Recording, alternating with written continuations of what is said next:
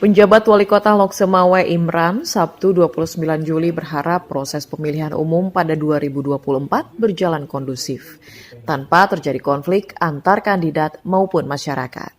Oleh karena itu, Imran mengatakan warga butuh transparansi dalam setiap proses penyelenggaraan, juga edukasi politik dari petugas penyelenggara pemilu.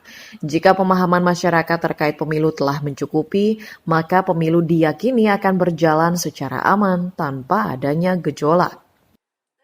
Kesiapan masyarakat, kedewasaan masyarakat, termasuk juga ini kelompok masyarakat sipil itu ya, dalam memberikan pencerahan, dalam memberikan pendidikan politik bagi masyarakat. Jadi kalau ini bisa dilakukan dengan baik, saya pikir nggak mungkin lah itu sampai ini kita harus cakar-cakaran. Ini 5 tahun sekali. Hari ini penjabat Wali Kota Lok Semawe melantik dan mengambil sumpah 5 anggota Komisi Independen Pemilihan atau KIP Kota Lok Semawe. Mereka akan menjalani rapat pleno untuk penetapan ketua serta mengikuti berbagai pembekalan terkait perubahan aturan penyelenggaraan pemilu dan pilkada.